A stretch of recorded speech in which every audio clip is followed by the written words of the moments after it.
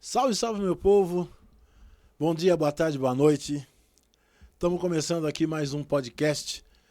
Pode crer que é.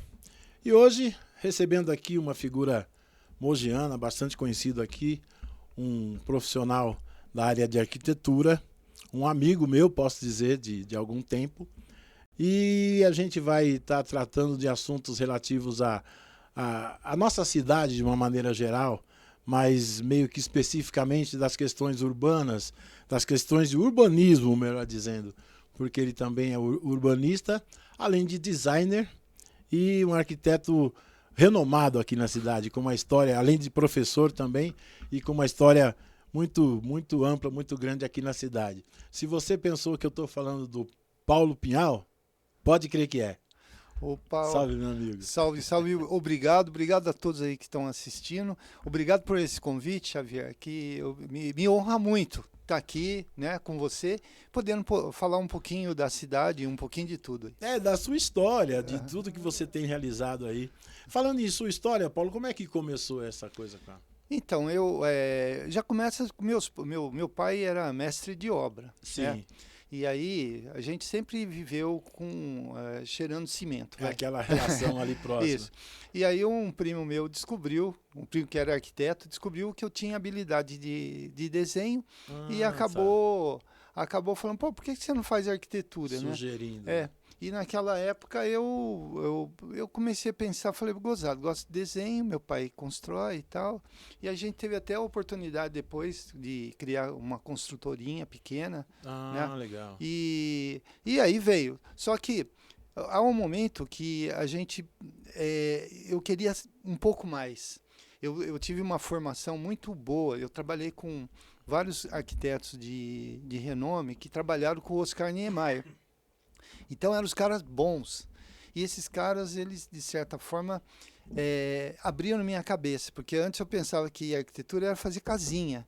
De repente, com eles lá, a gente estava fazendo Paço Municipal de Florianópolis, agência bancárias, né? Instituto da Dentel, projeto no Brasil inteiro. E a coisa foi ampliando. Foi ampliando. Foi ampliando no sentido que hoje eu não tenho medo de fazer projeto, Xavier. Eu tenho projeto que eu fiz para uma multinacional chinesa, que era para ser implantado aqui, mas o meu contato era tudo China, né? E também projeto em Luanda, Angola. Oh, que legal. Olha, é o Pinhal aqui da Rua Boa Vista. Aqui.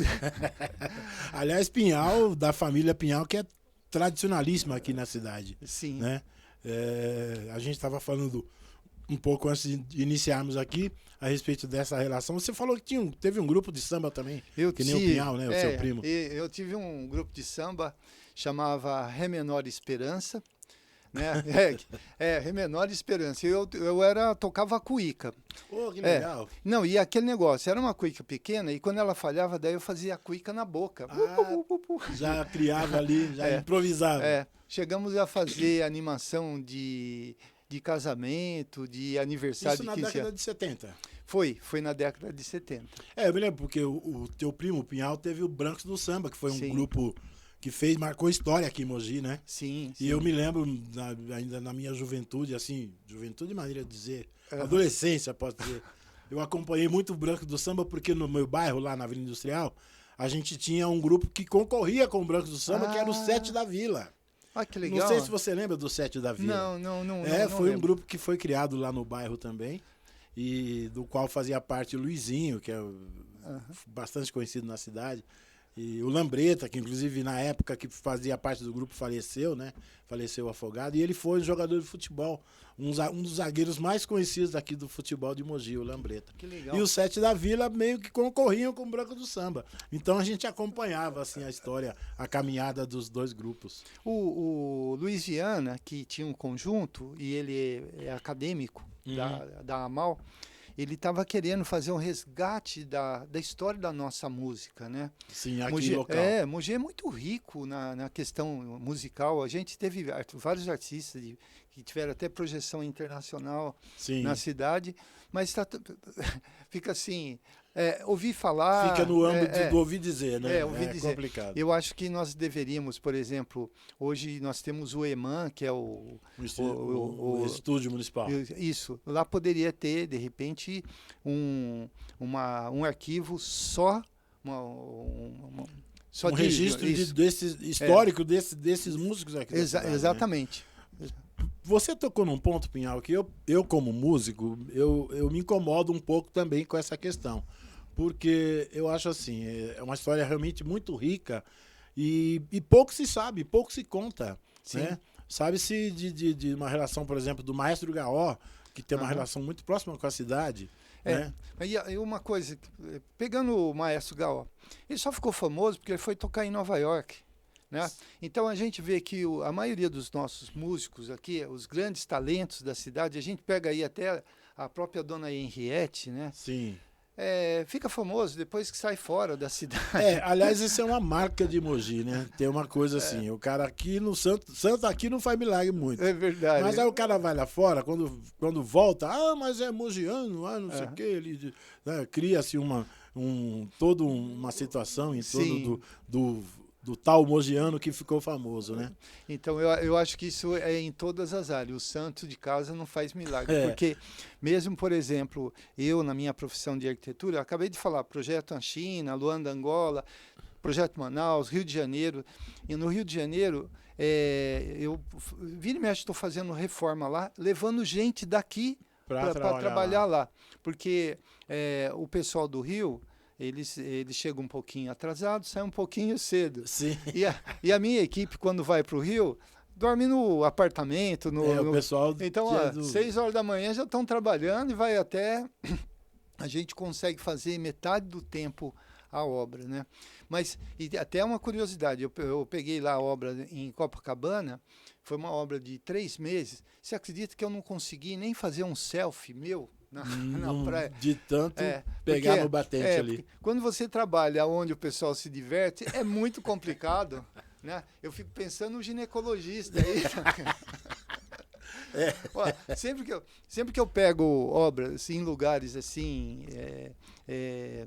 vamos dizer assim, praia, né? Já aconteceu também em Caraguatatuba, peguei uma obra de 6 meses, de frente para o mar, não pus o pé na água nem um dia. Só trabalho. Porque você chega, tem uma lista de coisas para você resolver, correr, falta isso, falta aquilo, e tem que decidir, e você quer finalizar a obra, e tudo isso aí acaba não dando tempo. Chega uma hora que você está... E o pessoal fala, você está com obra lá na praia, que maravilha. Acha que vai lá, sai de manhã, pega uma onda, tal, volta. Sim. Depois do almoço vai para a praia de novo. Mas olha, tudo isso aí foi... Eu confesso para você, foi no passado, quando a gente lutava muito para pagar... Eu com criança, família, a correria do dia todo. Você tem as despesas, os boletos e tal. Mas hoje eu vivo um outro momento. Todos os meus filhos, cada um tem seu canto. Estão formados também na área de arquitetura? Não tenho nenhum, não tem herdeiro, gente. Não tem herdeiro profissional. Vira e mexe, eu tento fazer algum herdeiro profissional, mas cada um foi para um foi para a área de biologia, outro foi para a área de TI, outro foi para a área de marketing. Sim. Né? Mas cada um tem a sua família, a sua casa. Mas já está tudo encaminhado. Está tudo encaminhado. Hoje tenho 5 netos, né? Que bacana. E 7 cachorros, 2 tartarugas. Eu sei que você é um cara realmente muito engajado em várias questões. Sim. Né? Tenho acompanhado o seu trabalho já de tempos. Eu me recordo que já há alguns anos eu vejo algumas postagens suas de projetos voltados à reurbanização do centro de Mogi. Sim. Nós estamos vivendo um momento atual que Mogi está mudando a cara um pouco, né? Quer dizer, mudou totalmente com o surgimento do shopping aqui naquela área onde está o Mogi Shopping. Que praticamente, na minha maneira de ver, eu acho que a efervescência da cidade mudou tudo para cá. Sim. Né? Porque antes era mais lá no centro, né? E agora, com o advento do novo shopping, que é lá mais próximo, mais no centro da cidade, no centro antigo, espera-se que que o centro volte a ter uma vida até noturna, no meu caso, como músico, mais interessante, e que mude um pouco a cara do centro da cidade. Como é que você vê isso? Assim? Bom, eu só gostaria de lembrar que a revista Ato, acho que na década de 80, ela faz uma pesquisa, né, na cidade e entrevista, eu estou dando uma entrevista também, falando se valeria a pena ter um shopping na cidade. Foi Na antes época, do Mogi. uma avaliação disso. E na época eu falei assim, não, acho que ainda não é o momento de ter um shopping por conta da própria urbanização. Não sabia onde ia ser o shopping, né? Certo. Bom, daí vem o shopping, ele no começo, todo mundo sabe, patinou, estacionamento, eles liberavam para os estudantes da UMC para poder, quer dizer, pouca gente ia, tinha aqueles encontros da moçada que só ia para não gastava nada. Só dar um rolê, né? Rolê, isso. Né? Então, mas aquele negócio, uma coisa que é importante, a gente se situar onde que nós estamos. Nós estamos numa cidade que ela faz parte da metrópole. Nós estamos a 50 quilômetros da cidade de São Paulo. Da capital, né? Que é uma das maiores metrópoles da América Latina. Nós estamos também a 50 quilômetros da praia. Certo. Olha que privilégio. Você anda uns 4, 5 quilômetros, está no meio do mato. Certo. Né? Nós somos muito privilegiados. Mogi tem 741 quilômetros quadrados de área. É o segundo município depois da cidade de São Paulo em extensão. Certo. Então, para começar, isso já ajuda. A cidade de São Paulo, ela começou a crescer no norte, sul e oeste. Ela foi crescendo, né, até a hora que a própria natureza impediu. Né? A Cantareira, certo. Depois a Serra. E aí a tendência de crescimento é retornar. É o vetor leste. O crescimento é o leste. Entendi. Né? E se desenha hoje no mapa, quando a gente fala assim, eu falei de metrópolis, mas tem a megalópolis, a única no Brasil, desculpa, a única na América Latina, ela vai de Campinas ao Rio de Janeiro.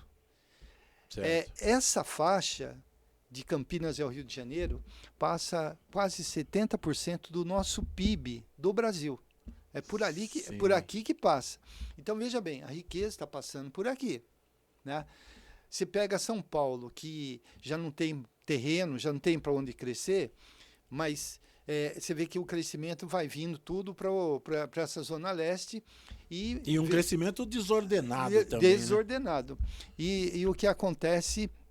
Existe um fenômeno, até eu vou falar uma palavra que todo mundo acha engraçado, mas chama conurbação. Gente, não é nada de corno, é conurbação. A conurbação, ela significa o seguinte, ela é a perda da identidade da cidade. Tá. A pessoa, se você pegar o percurso vamos dizer, de Suzano até Itaim Paulista, de olho fechado, em momento algum, eu tiro a venda dos seus olhos e falo assim, onde você está? Você não sabe se está em Poá, Ferraz, se está em Suzano, porque a cidade ela ficou genérica. Com um padrão só, aquele padrão ali. Ela não tem identidade. E Mogi das Cruzes, quando você fala da área central, Mogi é 400ona. Sim, ela tem casas, 6 anos, ela tem casas coloniais, ela tem igreja, as ruas são estreitas, as calçadinhas são estreitas, então ela não tinha jeito de crescer no centro por conta do centro histórico. Por esse motivo que acabou se deslocando o shopping para aquela outra área. E aquela outra área, ela já foi ali porque já tinha a Avenida Narciso Iag, já tinha a prefeitura, o centro cívico. Já estava mais ou menos desenhado dessa forma, né? Então já tinha uma área de mobilidade melhor. Se fosse na área central, qualquer tipo de shopping na área central ia ter um grande congestionamento. Eu acho que na época era realmente mais complicado. Tá. Então, agora vamos dar um salto. Então, o que acontece é o seguinte, na área central, a gente já está consolidado tudo. Né? As ruas estreitas, calçada estreita, hoje já é difícil para a gente andar no centro da cidade de carro. No sábado já tem congestionamento, porque a pessoa vai estacionar e ainda... E não tem estacionamento também. E ainda nós temos assim o comportamento dos lojistas que o cara quer parar o carro na frente da loja dele, né? Em vez de deixar o carro para um cliente que possa consumir, não, ele quer parar o carro dele na frente. E ali vai virando uma situação... E aí, você imagina, tá aquele excesso de carro, o cara vai tirar o carro do estacionamento, ele para a fila inteira. Sim. Vamos chegar no novo shopping que vai ser inaugurado. Esse shopping, na realidade, ele está chegando antes de uma lei que está para ser colocada, que é o Estudo de Impacto de Vizinhança e Polo Gerador de Tráfego. Certo. Essas duas leis, elas já estão aí na Câmara para ser aprovada, tudo, mas esse prédio não vai pegar isso daí. Tá. Mas ele é um polo gerador de tráfego. Ele vai ter... Nós vamos ter problema. Vai concentrar, imagino. Porque carro saindo, carro entrando, carro saindo, carro entrando. Inclusive, se eu não me engano, acho que já tem uma área meio destinada para estacionamento, não sei se próximo ali do shopping, porque era aquela área onde foi o banco, acho que Banco do Brasil. E é do mesmo dono, tá? Né? E a área acho que já está meio destinada para atender essa demanda, digamos assim, né? Então, mas isso é um bom negócio, porque... Você vai ver, por exemplo, acredito eu que você vai parar nos shoppings, talvez pegue o preço de shopping de São Paulo, que está na faixa de R$20, R$25 o estacionamento. Certo. E do lado de fora você vai ter a R$10 por hora, sei lá, vai 5 ficar por hora. Mais acessível, né? Então, mas vamos pensar no sistema de funil, né? Consegue acertar um monte de carro ali e na hora de sair, sai todo mundo da mesma hora. A tendência E aí o que acontece? Então eu faço aí uma previsão de que nós vamos ter congestionamento até aqui no Teatro Vasc. A gente já tem visto algumas situações mesmo por conta do próprio túnel. Sim. Né? Às vezes acontece quando os carros, final de tarde, né? O carro está saindo do túnel. E aí tem a Campos Salles no final lá. Sim. O túnel que eu digo lá da Sacadura Cabral, né? Uhum. Quando sai sentido, o cara entra sentido centro, quando ele sai, às vezes está fechada a passagem de nível da Campos Salles, por conta dos carros estarem parados ali, já cria uma situação de congestionamento. Sim. Ali que a gente vê. Então, né? Na questão de mobilidade, eu acho que a gente tem que fazer um estudo. Eu vira e mexe, eu converso com a secretária nesse sentido. A gente, veja bem, ainda nós temos um problema comportamental. A pessoa quer ir de carro.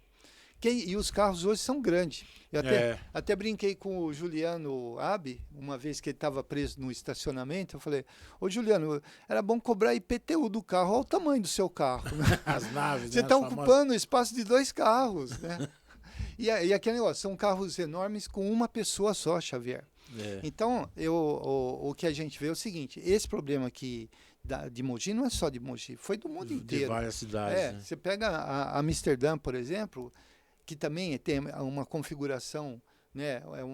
É uma cidade antiga também, ruas estreitas, tudo. Eles resolveram de que maneira? Com um sistema cicloviário muito bom, certo, né? E transporte coletivo. Então, se nós tivermos transporte coletivo de qualidade, eu confesso para você, eu deixo o carro em casa e vou andar de...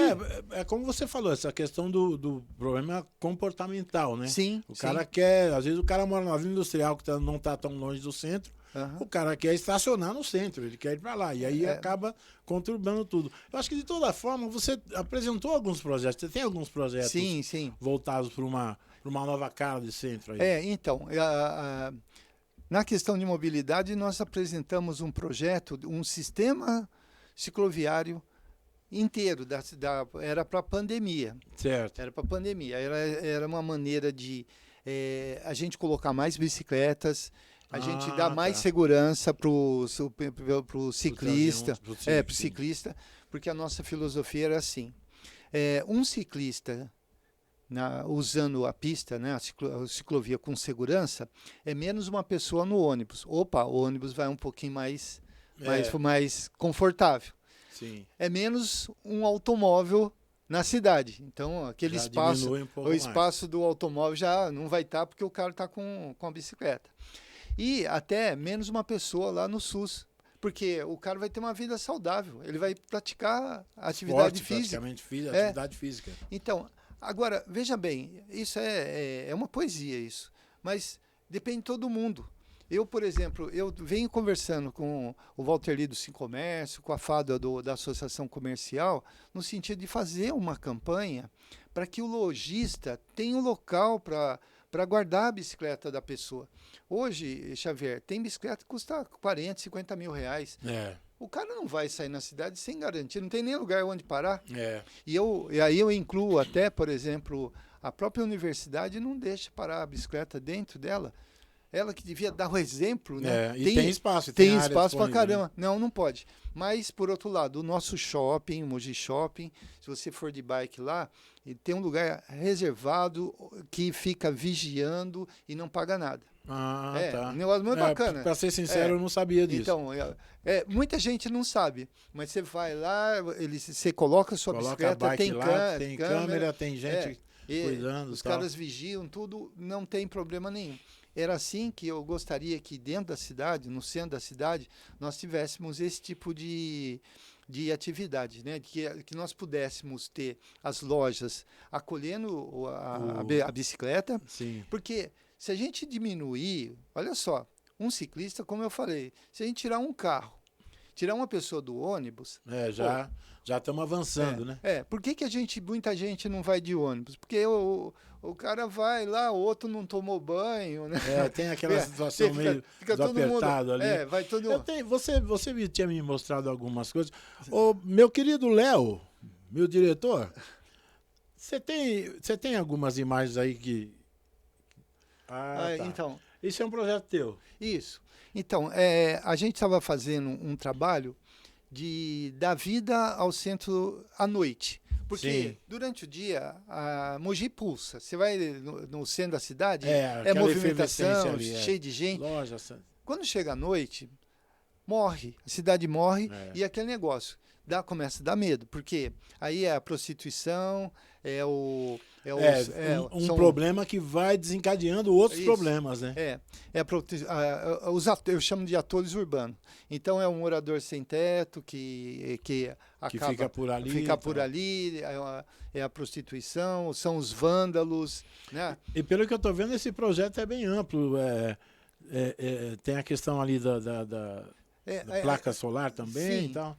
Na pensado realidade, já, né? Hoje, na realidade, a gente pensou em deixar aquela rua lateral, e ela já é hoje um calçadão. Um calçadão, né? Mas existe uma outra rua que eles falam que é carga e descarga, mas fica 4 carros nessa rua aqui. E fica obsoleto aquele espaço ali, Isso. Né? Então, o que nós fizemos? Bom, faz um boulevard. Sim. E aí, mas veja bem. É bem bacana isso, hein? Veja bem. Olha lá que legal. Isso daí é só vamos dizer, uma perfumaria. Porque o que valeria mesmo é o seguinte: se um mercadão funcionar até 10 horas da noite, você tem movimento no centro. Você já muda um pouco a concepção do negócio. Né? Aqui, essa praça de alimentação seria pública. O próprio Mercadão poderia ter lojas voltadas para cá e os comerciantes daqui ficaram animados quando viram isso aqui, porque eles também podem... Então, curtiram a ideia. Você pega e aí pode tendo gente circulando, a gente minimiza a questão de segurança. Né? Sim, porque tendo gente, obrigatoriamente você vai ter policiamento. Sim. Né? E a coisa vai ficando bem cuidada nesse aspecto. É um trechinho. Poxa, de rua. Muito legal, gostei muito disso aí. Nós colocamos uma cobertura que assim, tem que prever dia de chuva. Prevendo as intempéries, né? Não, a pessoa curtir para você passar e comer um pastelzinho. E tem a questão da luminosidade também, que favorece, no caso, a iluminação, no caso, à noite, né? Isso. Esse projeto é só teu? Essa proposta, nós começamos assim, pensar na cidade à noite, né? Eu acho que deve ter uma imagem dele noturna. Você tem aí, meu diretor, não sei se você tem aí imagem noturna desse espaço? Porque a ideia maior mesmo é que aqui funcionasse como uma rua 24 horas. Sim. Então, que você pudesse... quero comer um sanduíche, você sabe que aí tem sanduíche. Bom, essa já é uma outra área também, lá do centro, né? Essa aí é onde tem o Patão lá, né? Ah, tá. Antiga Rodoviário, né? rodoviário. Ela chama Praça Firmina Santana. E hoje, Certo. o que que acontece? O que que fica lá? Fica só os carros estacionados na Os frente da táxis? farmácia, É. os táxis.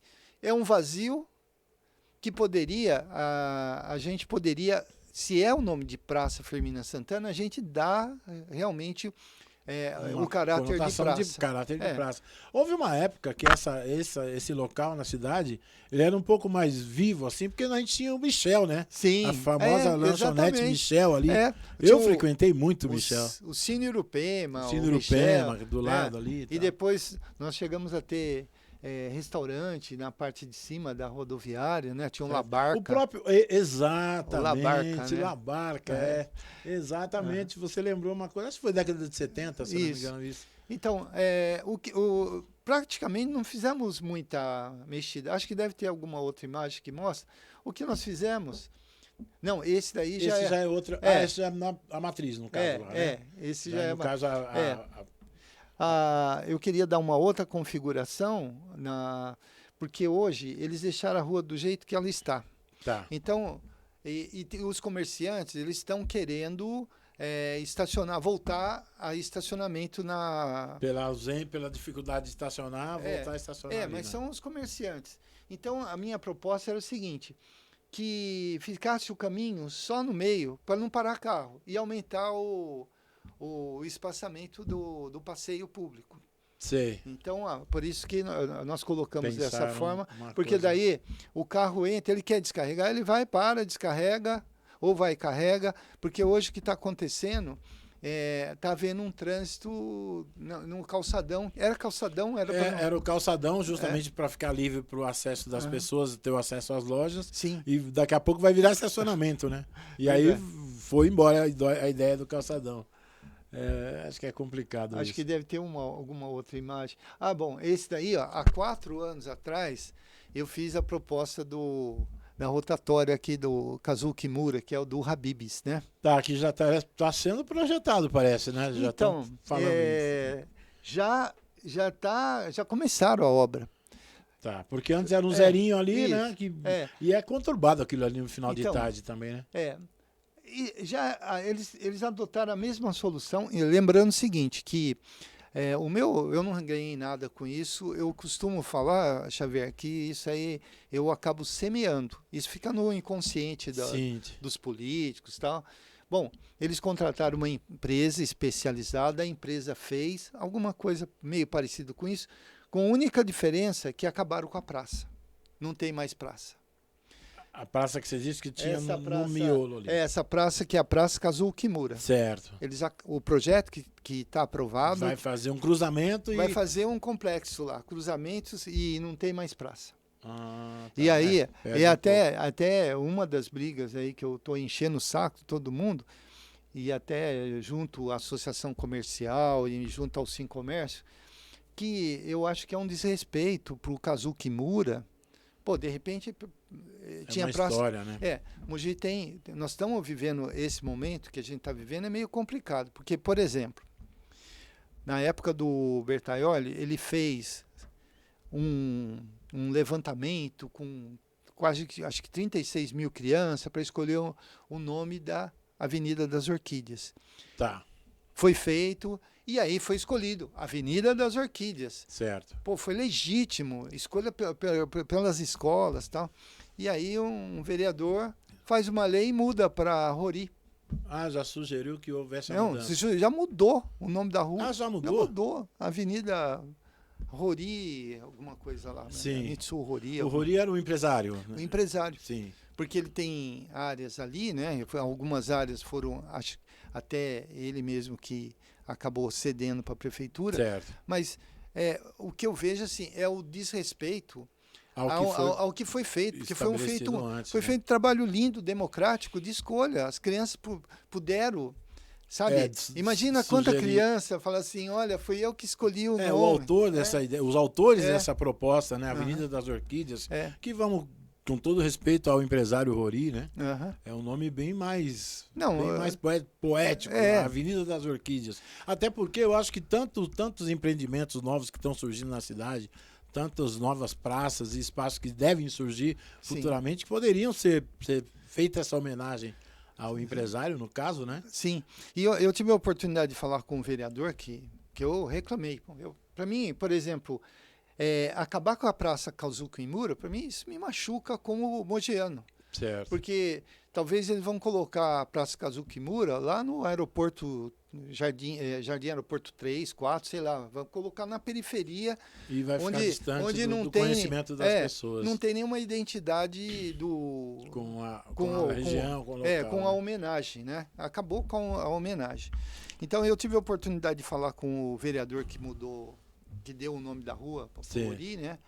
E falei assim, olha, vocês poderiam pensar numa escola de educação política, né? A própria Câmara Municipal montar uma escola de educação política, porque hoje as pessoas não sabem o que é um decreto, o que é uma lei, a diferença de decreto e de lei, não sabe o que o vereador faz, porque a gente vê, às vezes, tem vereador falando que vai mandar tapar o buraco, e não é da competência dele. Não é da competência dele. E ele falou, não, eu já tenho um projeto assim, mas até agora eu não vi nada. A gente espera que haja bom senso sempre, né? Uhum. Porque a gente vive numa cidade que está crescendo, a gente tem que respeitar isso, mas não podemos também desrespeitar a história, né? Sim. Como dissemos há pouco, é uma cidade de 460 e tantos anos, e eu acho que essa questão histórica tem que ser preservada também sempre. Sim. Né? Então, Xavier, a maioria das minhas ideias, eu vejo o futuro. É claro que, por exemplo, esse aí é de 4 anos atrás. E se for avaliar tecnicamente, ela é viável, totalmente viável. Sim. E respeitando. Eu tinha colocado até uma referência ao Parque Centenário. Isso aí é um ícone da bandeira japonesa. Sim. Porque é Praça Kazuko Imura, Parque Centenário. Então criar uma relação. Dava uma identidade. Agora, o que nós vamos ter aí... a gente vai ter um projeto desenvolvido por uma empresa especializada que cobrou um valor representativo e cujo parece que quem vai pagar é a pessoa que pegou a concessão da rodoviária, a empresa que pegou a concessão. A rodoviária vai mudar.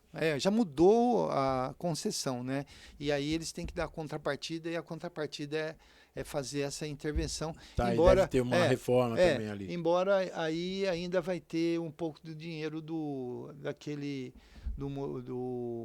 Mogi Mais Viva, não? Aquele projeto que vai para César de Souza. Certo. E vai ter um pouquinho de verba aí, porque está melhorando a questão de mobilidade. Só que do ponto de vista de urbanista e pelo que eu conheço de mobilidade, a gente vai resolver aqui, mas vai levar esse problema para outro canto. Certo. Porque os carros continuam. E tem aumentado, né? Por isso que eu volto a falar para você, a gente deve insistir e investir mais no transporte coletivo. Ele é a resposta. Certo. Se a gente ficar pensando no automóvel privado, particular, negócio, não vai. A cidade não vai comportar. Falando em novas ideias, projetando o futuro, você também é professor na faculdade de Arquitetura e Urbanismo. Na UBC, né? Não, atualmente estou na UMC. Na UMC. Isso. Tá. E como é que você tem visto assim os novos projetos dos futuros arquitetos aí? Como é que está vindo essas novas gerações? Bom, o que eu posso dizer para você é o seguinte, não é só a Universidade de Mogi, é geral. A minha tese de doutorado é a profissão do arquiteto no estado de São Paulo. E aí começa lá de cima. O MEC estabelece que todas as instituições de ensino têm a missão de formar profissional. Formar. Certo. Em momento nenhum fala de capacitar. Só fala de formar. Então, o que acontece é que a academia ela segue paralela ao mercado de trabalho. o que se aprende lá na universidade não tem nada, não tem conexão com o mercado de trabalho. Entendo. Então, começa a aparecer novas teorias, novas. Como eu trabalho e eu estudo, eu tento fazer esse cruzamento. Tá, Mas, eu tento fazer o tempo todo. Com meus alunos, eu tento trazer eles da academia, vamos pôr o pé no chão, realidade, vamos fazer alguma coisa mais próxima. Então, a gente já tem esse problema. Soma isso, a pandemia, ela causou um processo psicológico nas pessoas, porque qualquer curso, e o curso de arquitetura é assim, você tem que interagir com... A gente não sou Deus para fazer tudo. Certo. Esses projetos que eu mostro, eu tenho facilidade, criatividade, mas eu discuto antes, eu converso com as pessoas, eu apresento. Eu tenho que ter outras opiniões. Eu apresento para as pessoas, porque eu quero ver outra opinião. E não precisa ser só arquiteto. Às vezes, a coisa mais bacana é o usuário. Você conversar com o usuário, o cara que frequenta, o cara que frequenta, ele tem a solução. Ele tem a solução melhor do que a gente. Né? Eu tenho porque às vezes a visão acadêmica ela fica presa a alguns conceitos ali que não são muito próximos da realidade. Né?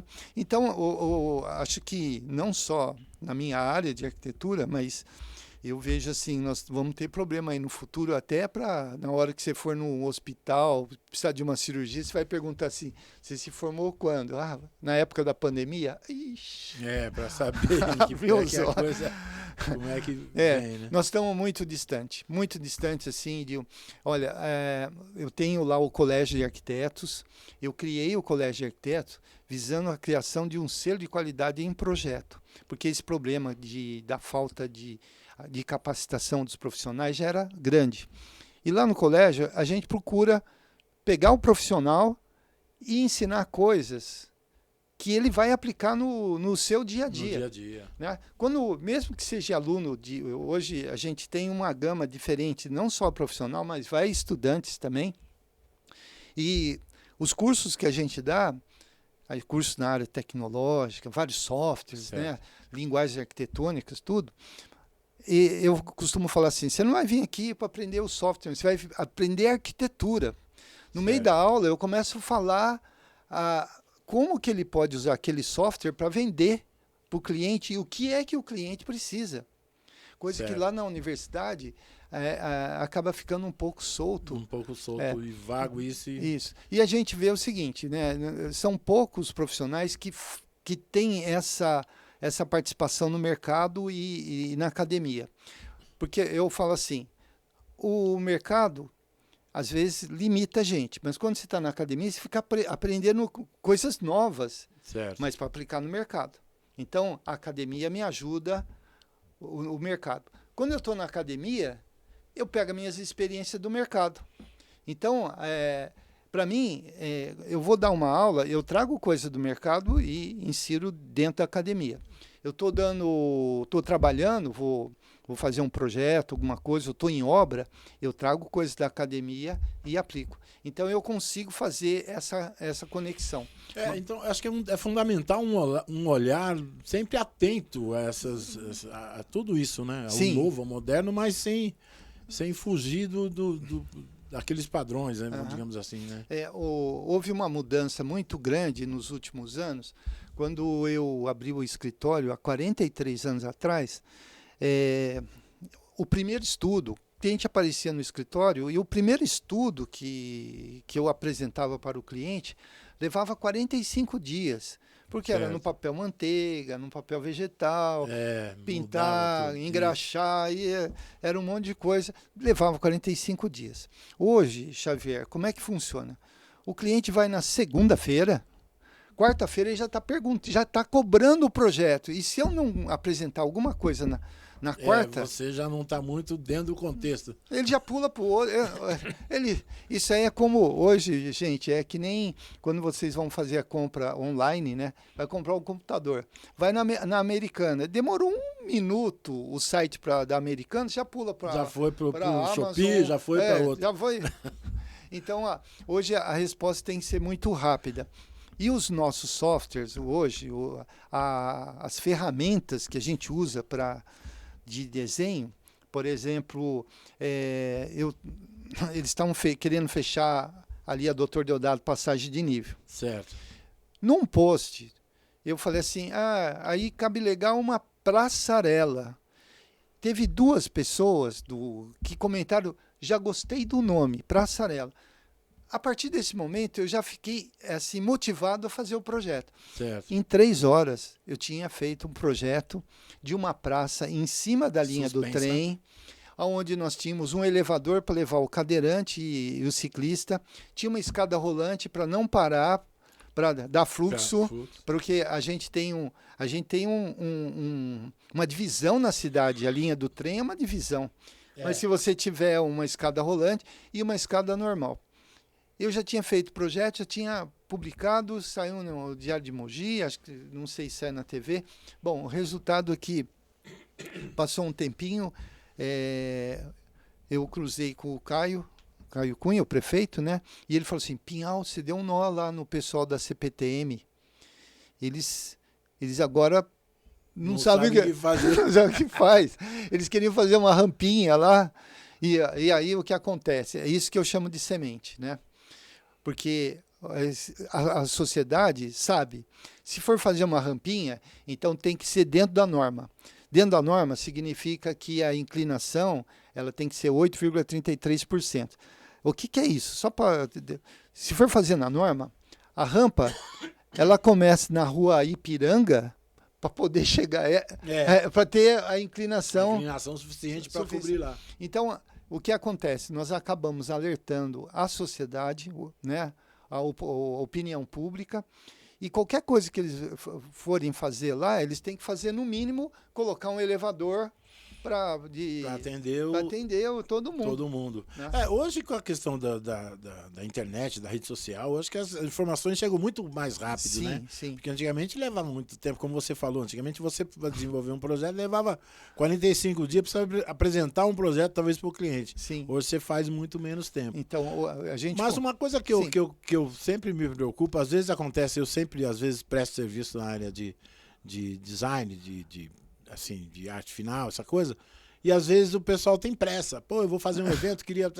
Falar, tudo bem, mas me passa as informações, eu consigo até fazer rápido. Sim. Mas se você me der um tempo, eu consigo talvez fazer uma arte que tenha um pouco mais a ver com a proposta do teu evento, da tua atividade, para que chegue melhor no teu público. Porque hoje é fácil, você tem uma série de softwares que de repente você joga a imagem ali, 5 minutos está pronto. Sim. Mas às vezes não fala com o cliente, não chega no cliente como da forma como deveria chegar, né? A gente tem um problema com o cliente, né? Que a maioria deles não sabe o que quer. E sempre tem pressa, né? E tem algumas coisas assim, eu sempre passo isso para os alunos. O cliente chega e fala assim, eu quero um dormitório grande.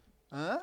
Grande? Tá. O que grande? O que é grande? Grande para você é uma coisa, grande para mim é outra. Aí vem a pergunta seguinte, bom, ok, você quer um dormitório grande, o que é que você vai pôr dentro desse dormitório?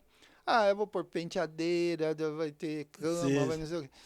E às vezes o cliente já vem com a cabeça fixa assim, eu quero um 3x4, peraí, um cômodo 3x4, ele pode ser grande, pode ser pequeno. Tudo depende do que você vai colocar dentro desse espaço. Né? Há necessidade da gente entender um pouquinho o cliente, porque hoje tem tantas filosofias por aí, né? Por exemplo, o minimalismo é uma filosofia, uma linguagem arquitetônica que você consegue uma casa de 9 metros quadrados ter tudo. Certo. Aí você fala, 9 metros quadrados? Claro, hoje o motorhome, ele é uma coisa pequenininha e atende tudo. E atende tudo. Só que a pessoa tem que... Dormitório, banheiro, cozinha, sala. Ela tem que ter o desprendimento também, né? Às vezes tem a casa pequenininha, mas tem um container lá lotado de coisa. Mas uma coisa que eu sempre considero também, Pinhal, e eu sei que também você tem essa visão, porque é a visão do artista, né? Sim. Que além de arquiteto, você tem essa questão de trabalhar o espaço, né, e tal, mas tem sempre a visão do artista que você também sabe usar muito bem. Eu sei que eu tenho visto muita coisa que você faz aí, presenteando os amigos, né? Sim. Com artes, né? Feitas através São artes digitais, no caso. É arte digital. Mas eu percebo que você coloca também, além do seu olhar, você coloca também uma ou outra coisa diferente ali, sempre dentro de uns temas que tem a ver com a pessoa homenageada, no caso. Olha, tudo depende do meu estado de espírito, porque esses desenhos eu sempre fiz a vida inteira, ou no papel. Se você vê eu em alguma reunião, algum congresso, eu tá sempre desenhando, sempre fazendo. A gente tem alguma coisa aí, né, Léo? Então, agora, as novas ferramentas, ela veio aí. As homenagens, eu sempre fiz. Sempre fiz as homenagens, né? Quando ela morreu, né? Eu achei que tinha que fazer uma homenagem. Muito bonito. Isso brota do coração, viu, Xavier? Sim. E aí o que acontece é o seguinte, eu entendo isso como a mesma coisa de um grafite, a Jamile. Jamile, tá. Eu sempre entendo como um grafite. Eu não assino. Tem gente que fala assim, eu vou passar aí para você. Não assino. Não assino. Essa arte, para mim, é grafite. Sabe, sim, o grafite que você faz na rua é de todo mundo. A hora que eu publico é de todo. Tem gente que faz camiseta, faz caneca. Mas é muito legal. Não, faz um monte de coisa. O Esse eu conheço. Godin, né? O doutor Luiz Carlos Gondim. Grande Gondim. Então, e o que acontece é que toda a minha arte, porque isso é uma das artes que eu faço. Certo. Né? Faço escultura, faço um monte de coisa, porque eu uso como válvula de escape. O processo criativo, às vezes, é muito intenso. Ele é muito intenso. Já aconteceu até uma vez eu de pintar um carro em forma de tigre embaixo de chuva. Certo. Não, isso é o Juca Chaves, né? Tá. Quando era mais novo. Quando bem mais novo. Perdemos o Juca Chaves semana passada, se não me engano, né? Sim. E aí, essa linha de arte,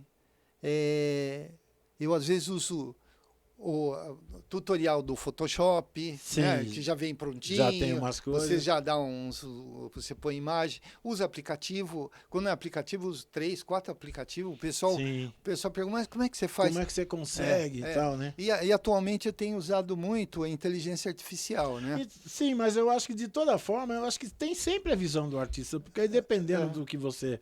de como fica a arte, às vezes tem muita coisa que...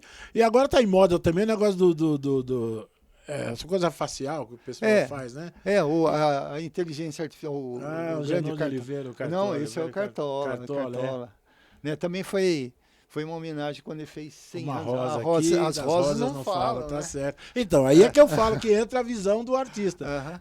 Não só do artista no sentido técnico, né? De dominar as ferramentas para desenvolver o trabalho, mas a sensibilidade para estar aliando uma rosa, por exemplo, né? Então, eu comecei esse trabalho na pandemia.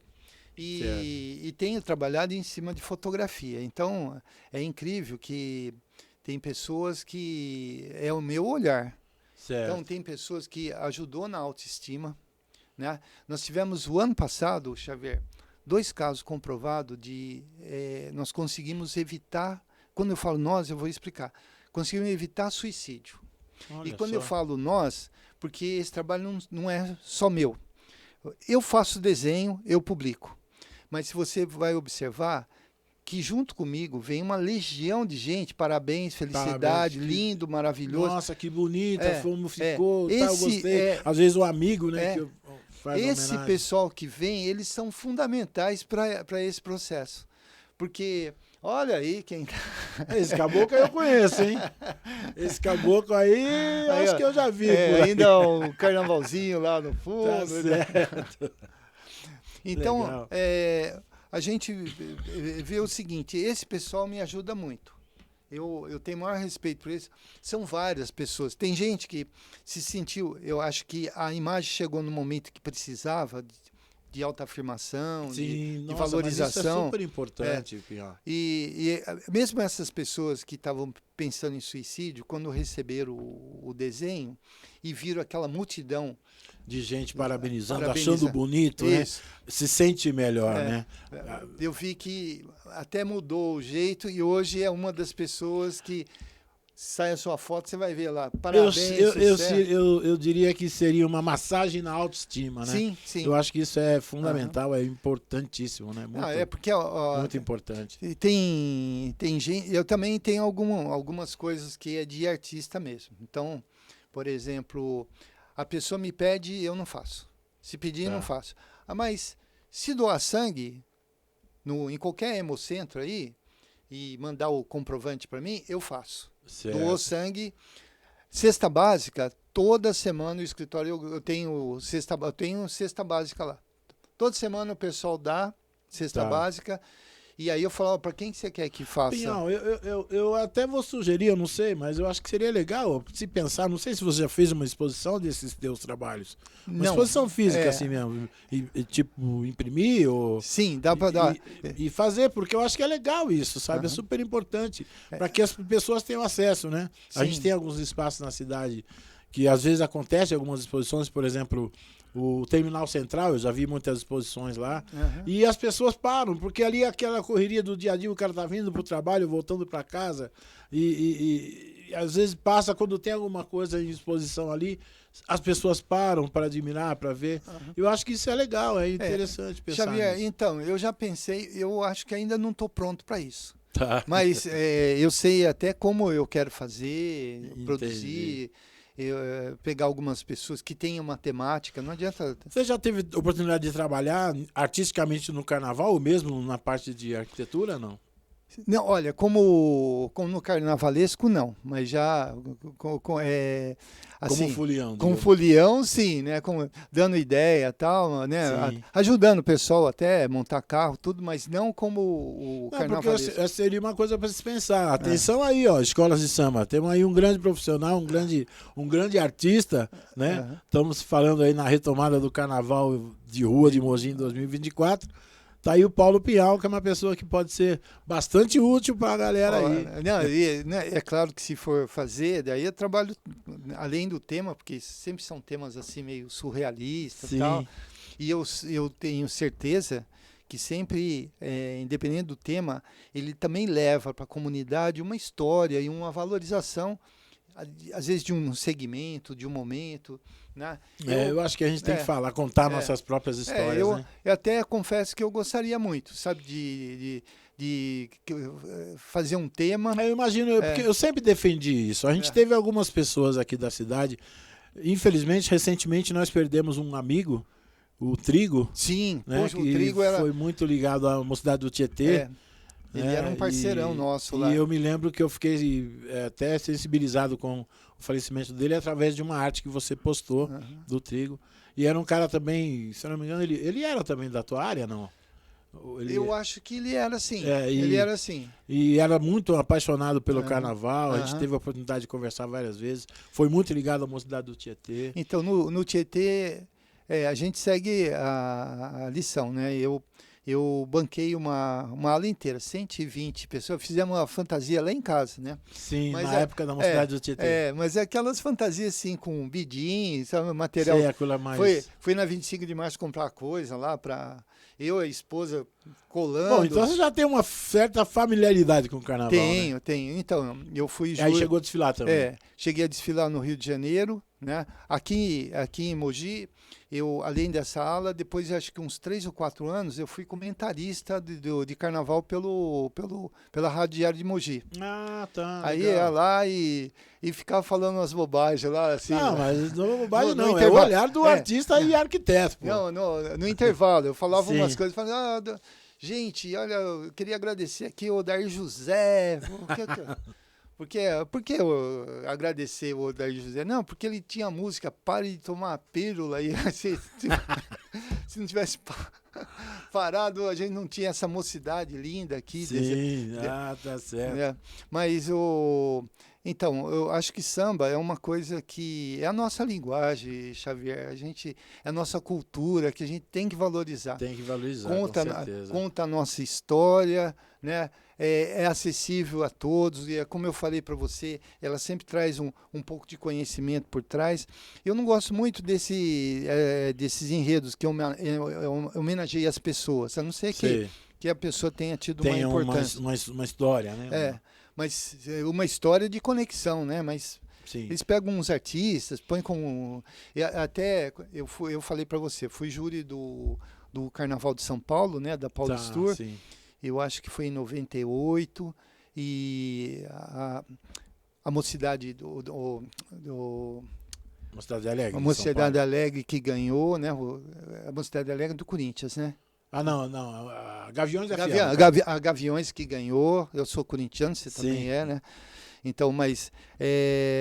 e aí eu até foi posto em prova, porque eu era o júri popular e tinha o júri técnico. Certo. E nós tivemos nós fizemos um curso, Xavier, um curso que nós fizemos, falava assim, olha, pior que a escola estiver ruim na avenida, a nota mínima tem que ser 5.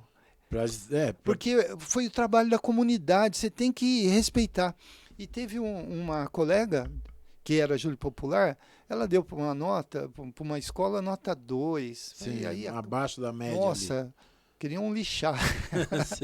Mas a minha nota bateu com o júri técnico, eu falei, bom, sinal que a gente aprendeu alguma coisa. Aí tá aí uma outra coisa que eu sempre defendi. Eu sou um cara assim ligado ao carnaval, até semana, no episódio recente, recebemos aqui o pessoal da nova Liga das Escolas de Samba de Mogi. Eu sempre defendi que nós podemos ter, porque há um tempo atrás, no carnaval, se costumava trazer jurado de fora. Sim. Eu acho que a gente tem na cidade pessoas como você e um monte de outras pessoas que curtem, que gostam do carnaval e que tem esse olhar também de observador, com capacidade para analisar e julgar quem fez um trabalho bacana. Né? Olha, e é claro que se tiver uma orientação, um curso, alguma coisa assim, eu acho que a coisa tende a ficar mais fácil até. Sem dúvida.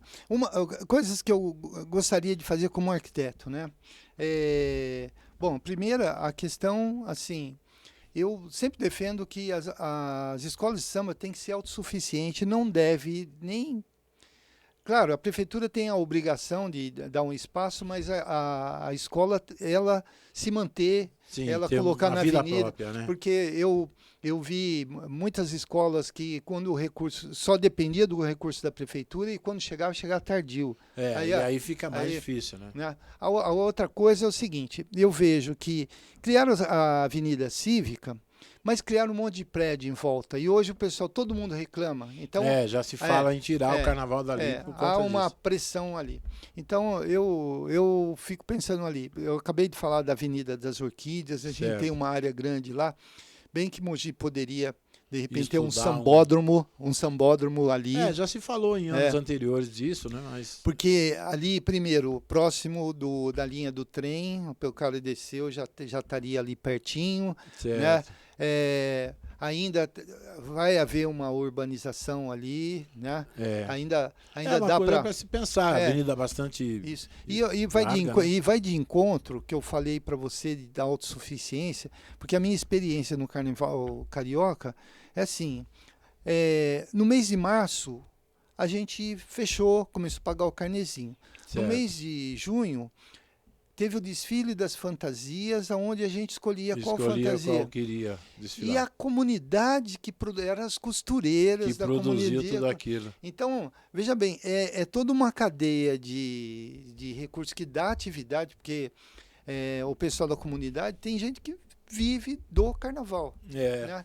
Eu acho que Mogi teria condições de fazer o carnaval ele é um gerador de renda, né? Às vezes, em alguns casos, até emprego mesmo. Sim. Tem gente que vive do carnaval. E nós temos que considerar hoje, Mogi é município de interesse turístico. Sim. Nós temos que ter esse olhar. É bom que nós tenhamos aqui o carnaval, assim como tem a festa do Divino, tudo, porque a gente vai trazer gente para cá. Com certeza. Pinhal, quero te agradecer pela presença aqui, por esse papo gostoso que a gente pôde bater aqui. Conhecia um pouco já do seu trabalho, hoje pude conhecer mais de perto, né? E fica aí a dica para os dirigentes do carnaval, um profissional de excelência aqui na área de arquitetura que pode auxiliar muito vocês aí nas preparações dos carnavais aí futuros, né? Não só com o olhar de arquiteto, mas com o olhar de artista, com a sensibilidade de artista e carnavalesco também, né? Opa, Eu gostaria muito. Eu sou capaz de projetar os carros de alegóricos e tal. Então, tá vendo? Ó, eu acho que vai dar samba. Eu acho que vai dar samba. Tá certo. Bom, então, mais uma vez, obrigado pela presença aqui. Estamos chegando no finalmente. Falando agora com você. Nosso podcast tá no ar. Quero pedir para você, assiste aí, compartilha com os amigos, mete o dedo aí, dá um like, tá? Vai lá no sininho para também fazer chegar o nosso vídeo, nosso trabalho a mais gente. E semana que vem estamos voltando aí com mais um convidado, com gente que acontece e faz acontecer. Valeu? Muito obrigado, gente. Pode crer que é.